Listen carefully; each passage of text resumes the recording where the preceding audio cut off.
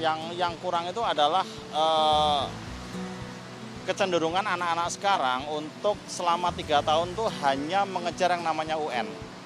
Jadi mereka akan merasa tersia-sia sekolahnya selama 3 tahun, entah itu SMP atau SMA, kalau UN-nya gagal. Kalaupun ada biaya yang ditanggung, yang disubsidi oleh pemerintah, tetap aja kita harus membayar sekian persen gitu. Tidak banyak yang seperti yang dijanjikan sebelumnya. Sampai saat ini kira-kira kurang maksimal. Ya misalkan contohnya ajaran baru, tahun baru, buku baru, cuman ganti covernya aja, isinya sih tetap sama. Kan kasihan gitu kan. Kenapa nggak digunakan yang ada gitu, bekas kakaknya. Tentang buku ya, buku itu janganlah diganti-ganti, padahal isinya itu sama sebenarnya, intinya itu sama. Tapi kenapa setiap ini tuh ya nggak bisa dipakai lagi gitu kan, kasihan orang tuanya. Ya kalau mampu, kalau nggak mampu kan nggak bisa beli. Kayak biaya sekolah ya SPP terutama itu dikurangin. Kalau 1 bulan saya itu SPP minim 400 satu anak. Terus kayak study tour itu kalau bisa ya jangan terlalu sering-sering. Itu bikin beban kita juga berat banget. Itu kan kebijakan nasional yang harus diubah mulai dari atas, bukan hanya tingkat sekolah. Ya, ngomong dengan wali kelas atau dengan kepala sekolah, itu pun mereka beralasan ya karena pendidikan dan biaya segala macam yang harus mereka siapkan itu mahal, jadi ya kita harus membayarnya juga dengan mahal. Kenyataannya kayak itu ya harus, ya emang harusnya kayak gitu ya, udah nggak bisa apa-apa. Belum sih. Belum sih ya, nggak mungkin dianggap kalau masalah kayak keluhan-keluhan gitu bagi orang kecil sih ya. Belum pernah tahu saya. Belum pernah tahu. Belum tahu saya, mungkin kurang sosialisasi. Kurang begitu mengetahui kalau itu. Belum tahu tuh, belum dengar. Itu kurang tahu lah saya. Seperti standar ruangan, standar buku-buku atau guru. Mungkin ini aja kali, seperti di dalam kelas gitu, anak-anak fasilitas kelas terutama. Saya kurang mengetahui kalau masalah itu. Belum sih. Standar sih kurang tahu sih ya kalau saya.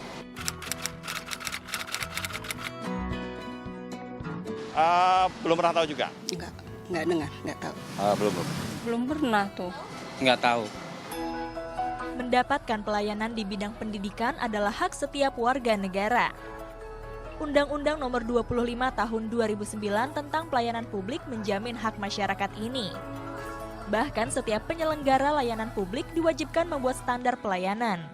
Kementerian Pendidikan sudah punya. Bahkan Kementerian Pendidikan saya kira sudah diturunkan memberikan arahan kepada daerah ya untuk membuat standar. Misalkan dalam hal pelayanan pendidikan antara guru dengan siswanya, kemudian antara kan guru-guru itu kan dikelola oleh dinas pendidikan dengan guru-gurunya dan sebagainya. Masyarakat pun dimungkinkan berperan aktif dalam pengawasan pelayanan publik. Tim Liputan melaporkan untuk NET. Mer, harus kita juga akui bahwa masih banyak pelayanan publik ini yang belum dikatakan baik atau sempurna yang ada di sekitar kita. Seperti contoh sederhana di mana kalau saya juga ingat waktu saya sekolah, di mana saya setiap tahun harus membeli buku lagi, padahal senior saya itu bisa saja menurunkan kepada kita. Ya kan sebenarnya itu sesuatu yang harusnya bisa kita manfaatkan, tapi karena mungkin tidak tahu lah ada motifnya untuk uang dan lain sebagainya. Nah, kita juga ingin mengetahui lebih mendalam lagi karena sebenarnya sudah ada Undang-Undang Nomor 25 Tahun 2009 yang mengatur hak dan kewajiban masyarakat dan juga penyelenggara. Dan kita akan membahasnya lebih mendalam karena sudah ada bersama kita di pagi hari ini dari anggota Ombudsman RI, Bapak Budi Santoso. Selamat pagi, Pak Budi. Selamat pagi. Dan juga tentunya ada Mbak Francisca Fitri selaku Direktur Eksekutif Yapika. Tapi yang sangat terhormat pagi hari ini kita juga langsung kehadiran dari Bapak Insinyur Haji Azwar Abu Bakar selaku Menteri Pendayagunaan Aparatur Negara dan Reformasi Birokrasi Indonesia. Selamat pagi, Pak. Selamat pagi, Mbak. Ya, selamat pagi. Mungkin untuk memberikan gambaran, tadi kan kita juga sudah melihat tayangan tadi yang mengatakan bahwa ternyata kita tuh bisa ya kalau misalnya ada ketidakpuasan dalam pelayanan publik, ternyata kita tuh bisa komplain istilahnya. Tapi tidak tahu ternyata komplainnya kemana. Untuk memberikan gambaran saja atau garis besar, sebenarnya hubungan antara Ombudsman, kemudian Kementerian PAN dan juga lembaga Yapika ini seperti apa sih dalam tentunya mengakomodir komplain-komplain dari masyarakat? Mungkin dari Kemenpan dulu, dari Pak Abu Bakar. Role-nya Kemenpan itu apa sebetulnya? Ya, ini kan sudah ada undang-undang tentang pelayanan publik. Ya. Secara umum, secara singkat, secara ringkas, undang-undang itu mengatur bahwa setiap jenis pelayanan publik itu mesti ada ukurannya, ada standarnya. Ya. Ada standarnya. Misalnya izin itu mesti ada syaratnya apa aja. Kemudian kalau ada biaya, berapa biayanya, berapa lama urusannya. Itu kan berbagai-bagai, berbagai macam, dari mulai ngurus SIM, ngurus izin usaha, itu salah satu bentuk. Oke. Terus kalau kita pendidikan SD, ya apa syaratnya? Menurut saya yang paling utama itu gurunya. Gurunya cukup nggak? Guru kelasnya cukup nggak? Guru agama, guru pendidikan jasmani, kepala sekolahnya, tata usahanya, itu harus cukup dulu jumlahnya, kualitas mengajarnya, baru gedung-gedung dan sebagainya. Itu standar ini. Inilah kita lakukan untuk menilai apakah sebuah instansi daerah sudah melakukan standar minimal itu. Oke, jadi luas sekali. Jadi Kementerian PAN itu menetapkan standar atau kebijakan yang memang harus dipenuhi untuk melayani masyarakat. Mendorong si pelayan itu yang membuat standar. Mereka lebih tahu. Oke. Kalau misalnya ombudsman sebagai orang yang dilaporkan gitu. Ya, kita kalau di ombudsman itu rujukannya ada 2 undang-undang sekarang. Jadi Undang-Undang nomor 37 tahun 2008 tentang Ombudsman Republik Indonesia dan Undang-Undang nomor 25 tahun 2009 tentang pelayanan publik. Karena kedua undang-undang ini memberikan mandat kepada Ombudsman sebagai lembaga negara pengawas eksternal penyelenggaraan pelayanan publik. Jadi pengawas, mandat kita itu yang merupakan core bisnisnya, ya kalau boleh disebut itu menerima, menindaklanjuti dan menyelesaikan laporan-laporan masyarakat yang terkait dengan keluhan, ya komplain terkait dengan penyelenggaraan publik di Indonesia. Nah, penyelenggaraan pelayanan publik sendiri kan memang luas ya dimensinya, mulai dari pelayanan publik dasar, administrasi kependudukan, pendidikan, kesehatan, ya, transportasi, perumahan dan seterusnya. Nah, itu semua kalau ada keluhan masyarakat yang terkait dengan penyelenggaraan pelayanan publik di dalam urusan-urusan khususnya terkait dengan proses administrasinya, itu bisa diadukan ke Ombudsman. Oleh karena itu, kedua undang-undang tersebut mengamanahkan kepada Ombudsman untuk menindaklanjuti dan menyelesaikan yang terkait dengan dugaan-dugaan apa yang disebut sebagai maladministrasi. Nah, maladministrasi itu jenisnya juga macam-macam, tapi kalau di dalam data kami selama 3-4 tahun terakhir ini yang paling tinggi itu adalah apa yang disebut sebagai undue delay. Jadi undue delay itu penundaan berlarut. Jadi misalnya Anda mengurus KTP harusnya setengah jam bisa selesai sampai 3 hari, atau mengurus sertifikat harusnya 3 bulan selesai menurut standar pelayanannya, tapi sampai 2 tahun misalnya. Apa tadi namanya? Undue delay. Jadi itu penundaan berlarut. Saya pengalaman saya IKTP lebih dari 6 bulan belum selesai loh Pak. Nah itu harusnya diadukan ke Ombudsman. Oh ya, gitu. Hal-hal seperti itu. Oke baik, sedangkan kalau untuk Yapika sendiri, Yayasan Penguatan Partisipasi Inisiatif dan Kemitraan Masyarakat Indonesia. Nah seperti apa nih? Saya mengatakan bahwa kalau kita mengingat 98 itu reformasi politik, Undang-Undang Pelayanan Publik itu mengawali reformasi birokrasi pelayanan publik gitu ya. Jadi sudah lebih jauh lagi, kita tidak bicara di yang politis, tetapi sudah pada instrumen-instrumen yang betul-betul akan memastikan perubahan Indonesia ini akan dipastikan mulai dari pelayanan publik gitu ya. Kita tahu pelayanan publik hal yang sangat sehari-hari gitu. Kesehatan, pendidikan, tadi KTP gitu, sesuatu yang terkait pada mulai dari lahir gitu ya Pak, lahir sampai mati kita berurusan dengan pelayanan publik gitu. Dan saya apresiasi ketika kemudian Kementerian PAN, DPR itu kemudian mengesahkan Undang-Undang Pelayanan Publik. Yapika sendiri bersama jaringan masyarakat sipil yang lain itu sudah bekerja dari tahun 2006 sebelum undang-undang ini lahir gitu ya. Jadi kehadiran undang-undang ini sangat penting untuk memastikan bahwa pelayanan publik yang selama ini sering kita keluhkan oleh masyarakat, dikeluhkan meskipun misalnya murah tidak berkualitas, mahal pun juga ada keluhan gitu. Jadi undang-undang ini sebenarnya memastikan tadi ya, hak dan kewajiban penyelenggara itu juga dijalankan, hak dan kewajiban masyarakat itu juga bisa dijalankan oleh masyarakat. Jadi kami Yapika bekerja untuk pemberdayaan masyarakat itu. Pemberdayaan masyarakat. Iya, karena kita tahu undang-undang sudah bagus, tetapi kalau kemudian kita juga masih punya soal bagaimana menjalankannya, itu soal diimplementasi itu. Jadi Contohnya kami melihat ini tidak bisa dibiarkan lagi. Misalnya itu tadi. Kalau dalam kerja-kerja kami di daerah, kami juga melihat ya ketika undang-undang ini disahkan, kami lihat di dalam undang-undang sebenarnya dijamin hak dan kewajiban masyarakat untuk terlibat mulai dari proses perencanaan pelayanan publik, implementasi, sampai kemudian monitoring dan evaluasi. Itu. Di perencanaan tadi sudah disebut misalnya masyarakat itu juga berhak terlibat di dalam proses penyusunan standar pelayanan. Jadi standar pelayanan tidak semata disusun oleh penyelenggara. Tetapi Caranya harus, supaya masyarakat ini bisa sampai dilibatkan? Nah ini tidak bisa begitu saja gitu ya, karena ini instrumen baru gitu. Selama ini juga mohon maaf gitu, pemerintah kan juga sedikit sekali memberi ruang partisipasi gitu ya. Sering sekali kalau sudah ada keluhan itu dianggap ini ancaman ini kalau ada keluhan masyarakat. Jadi kita juga harus membangun budaya akuntabilitas pada kedua belah pihak bahwa hak dan kewajiban itu harus setara. Jadi ya kami melakukan pendidikan masyarakat ya, mulai dari menyampaikan pengetahuan bahwa hak itu sudah diatur oleh Undang-Undang Dasar, instrumennya ada di dalam Undang-Undang Pelayanan Publik. Instrumen yang saya maksud itu tadi ya, bisa terlibat dalam perencanaan, kemudian melakukan pengawasan, melakukan pengaduan gitu. Prosesnya seperti apa sih Mbak kalau misalnya ada masyarakat yang ingin mengeluhkan tidak puas dengan satu jenis pelayanan publik? Prosesnya mereka harus kemana dulu? Antara praktek dengan yang diatur oleh undang-undang ini juga memang harus didekatkan.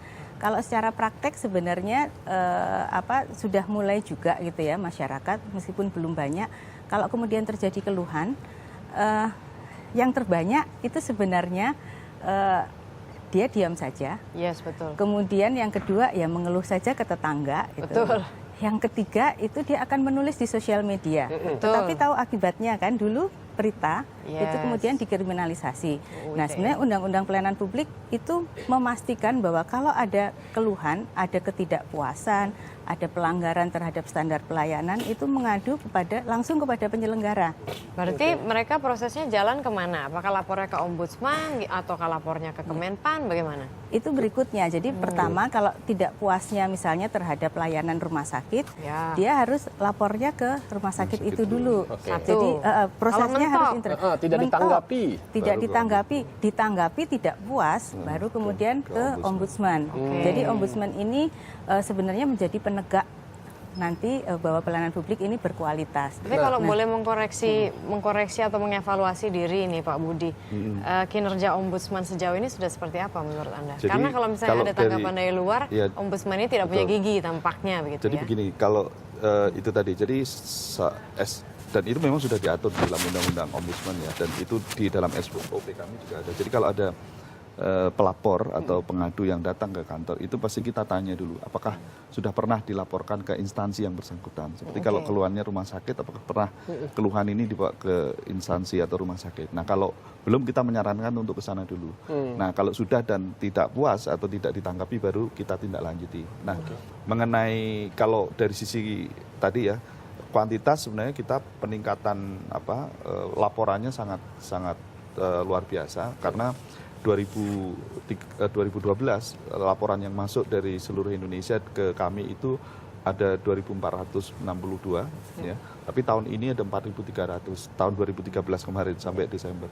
Artinya naiknya itu lebih hampir 100% dari tahun sebelumnya. Kenapa? Karena kita sekarang sudah punya 32 kantor perwakilan di 32 provinsi. Nah, kalau soal efektivitasnya, kalau dihitung dari yang masuk dengan yang bisa diselesaikan itu sekitar 67%. Data kuantitatif ya, tapi maksudnya dari 100 yang dilaporkan tuh 67 sudah bisa diselesaikan. Nah, soal selesainya bagaimana itu 1001 jenis ya, tergantung pengaduannya. Kalau soal misalnya kesulitan dapat tanda tangan camat yang yang untuk pengurusan SKTM ya, misalnya surat keterangan tidak mampu itu kemarin di salah satu kecamatan di DKI kita cukup telepon camatnya, terus camatnya mau tanda tangan misalnya. Kan sederhana sekali. Tapi ada juga yang jauh lebih rumit dari itu, misalnya soal perizinan HPH di Kalimantan Tengah misalnya.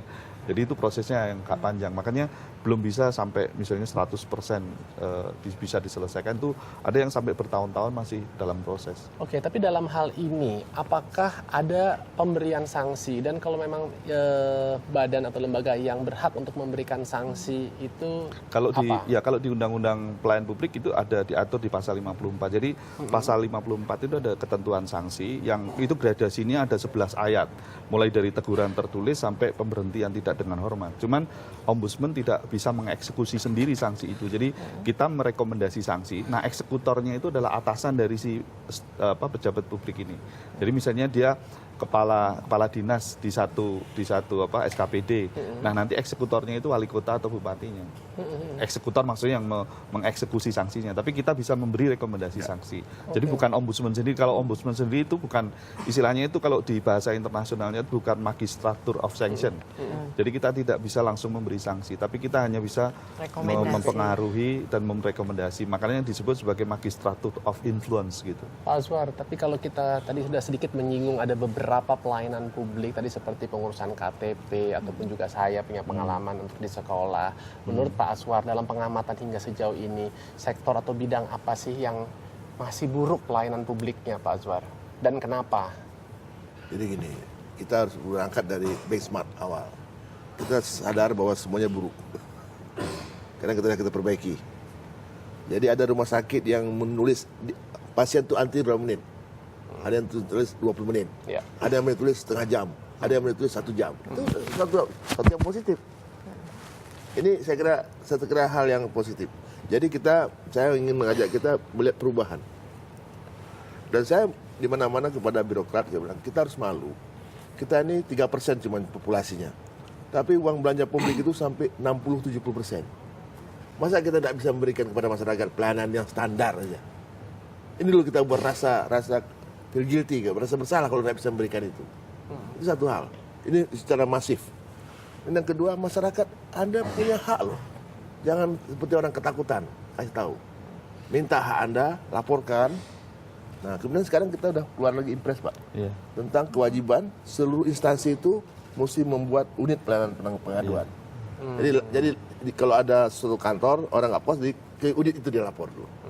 Tembusannya ke ombudsman. Saya kira ini kita buka lagi kesempatan meninggikan posisi. Unit itu cara kontaknya gimana masyarakat, Pak? Untuk bisa ada ruangan di situ. Tapi di mana gitu?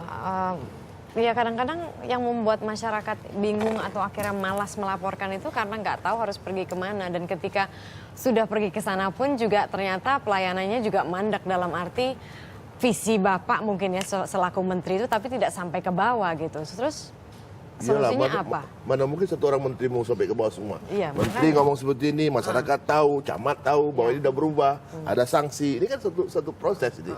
Kita merubah begitu banyak orang. 4,7 orang PNS itu yang kita ubah. Itu belum lagi yang swasta.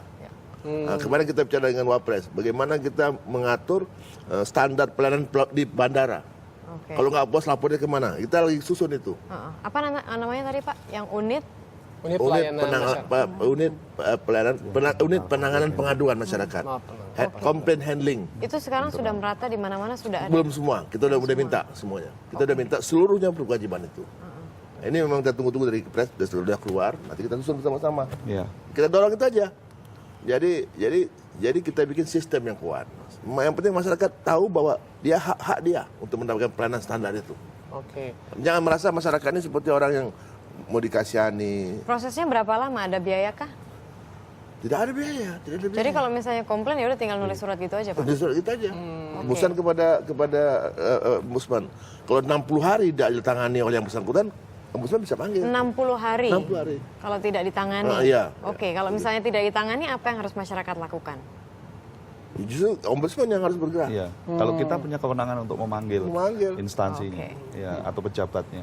Tadi saya sempat mendengar Pak Azwar mention tidak hanya instansi pemerintah tapi juga sektor swasta.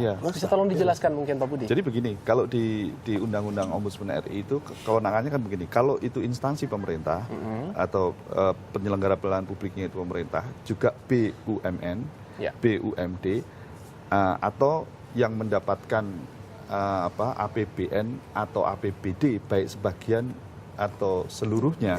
Nah, ada tambahannya nih. Dan swasta yang menjalankan misi pemerintah. Jadi misalnya kayak kami ini bisa mengundang perguruan tinggi swasta atau sekolah swasta karena pendidikan itu kan misi pemerintah. Pelayanan publik yang menjadi misi pemerintah. Kita sudah biasa mengundang rumah sakit swasta karena kesehatan itu kan pelayanan publik yang menjadi misi pemerintah. Jadi meskipun dia swasta itu bisa. Tapi kalau misalnya swastanya itu IO gitu kita nggak bisa itu. Misalnya catering gitu nggak bisa karena bukan urusan pemerintah. Itu. Tapi kalau sekolahan bisa, Pak? Bisa. Kita sudah biasa itu mengundang sekolah swasta, perguruan tinggi swasta. Kita panggil pimpinannya untuk menyelesaikan misalnya ada pengaduan. Bahkan kapan itu ada konflik antara yayasan dengan eksekutifnya ya. Antara itu juga kita bisa mediasi dan akhirnya seperti bisa yang pernah terjadi waktu itu juga di Universitas Trisakti seperti misalnya itu ya kan begitu, beberapa tapi kalau waktu yang kan lalu. itu sudah masuk ke ranah hukum karena sudah ada proses saling menggugat kan di pengadilan. Oke. Nah Pak, ini mohon maaf ini, kita kan baru saja kemarin ini mendapatkan ada berita yang sangat mengguncang ya di salah satu sekolah yang ada di wilayah Jakarta Selatan ya. Apakah Ombudsman sini juga bisa berperan serta selain tentunya juga dari Kementerian Pendidikan dan Kebudayaan? Ini yang sekolah internasional ini. Yang di Jakarta International School maksud saya. Ini kan kita baru saja heboh. Artinya kan juga ada pelayanan yang tidak memuaskan bagi para orang tua maupun juga siswanya di sana. Jadi begini, karena itu kalau harus dipilah-pilah ya kan itu ada aspek pidananya ya karena soal ada pelecehan seks, dugaan pelecehan seksual dan seterusnya itu sudah menjadi otoritas atau domain dari kepolisian. Betul. Nah soal perizinannya itu kan tadi saya dengar Mendikbud sudah membentuk tim investigasi untuk mengecek apakah izin-izin operasional dan seterusnya sudah lengkap.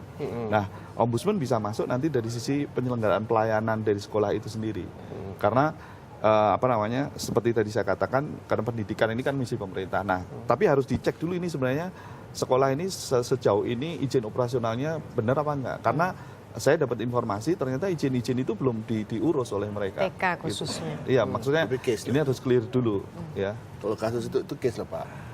Apakah sesuatu penembakan terjadi di sebuah sekolah terbunuh 15 orang, apakah langsung kita bisa klaim itu sebagai pelayanan publik? Itu kan di luar anu lah.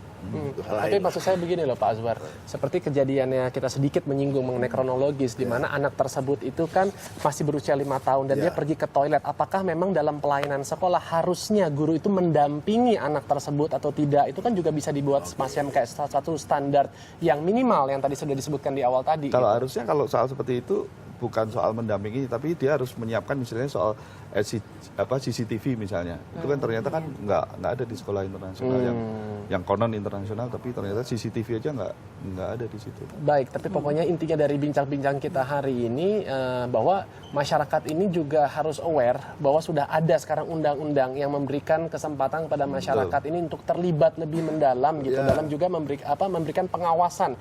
Dan juga mungkin semacam keluhan-keluhannya yang berkaitan dengan pelayanan publik. Dia dulu, dia udah haknya jelas dia punya hak. Saya lebih jauh tuh. Puskesmas di Bali, itu bukanya nggak dari pagi sampai siang. Baik. Tapi dari jam 11 sampai sore. Karena apa? Mau menampung masyarakat yang petani. Dia baru bisa berobat agak siangan. Itu kan ada komunikasi dengan masyarakat. Jadi posisinya makin bagus. Baik, mungkin sedikit dari Yapika ingin memberikan satu konklusi terakhir. Betul. Yang terpenting adalah itu tadi, kita harus menyadari selalu ada gap ya antara substansi kebijakan yang baik dengan implementasinya itu. Jadi kita harus bekerja di dua ranah itu. Minimal gitu di pemerintah itu juga harus ada menguatkan juga itu karena undang-undang yang disahkan belum tentu yang di daerah di pelosok juga sudah tahu gitu. Jadi pemerintah juga harus bekerja di situ termasuk juga meningkatkan kualitas sumber daya manusianya itu karena ini hal yang baru kan pengaduan itu juga bukan kita lama gitulah punya tradisi yang tidak terlalu partisipatif gitu. Jadi itu juga paradigma bahwa melayani itu termasuk juga menerima keluhan itu juga harus dibangun di sisi masyarakat itu juga bicara menyuarakan apa yang tidak puas, yang tidak disukai itu juga sesuatu yang penting dan sudah dijamin gitu. Baik, terima kasih Pak. Melayani dan juga siap untuk menerima keluhan. Itu saya akan garis bawahi sebagai inti dari bincang-bincang kita di pagi hari ini. Terima kasih Pak Azwar Abu Bakar, terima kasih juga Pak Budi Santoso dan juga Mbak Francisca Putri atas bincang-bincangnya. Dan berikut ini kita masih memiliki informasi yang tidak kalah menarik Marisa. Jadi mengenai kreasi unik Kreasi unik limbah tali plastik. Tapi seperti apa tampilannya yang saya katakan unik? Nantikan informasinya setelah jeda berikut. Tetap bersama kami di Indonesia Morning Show.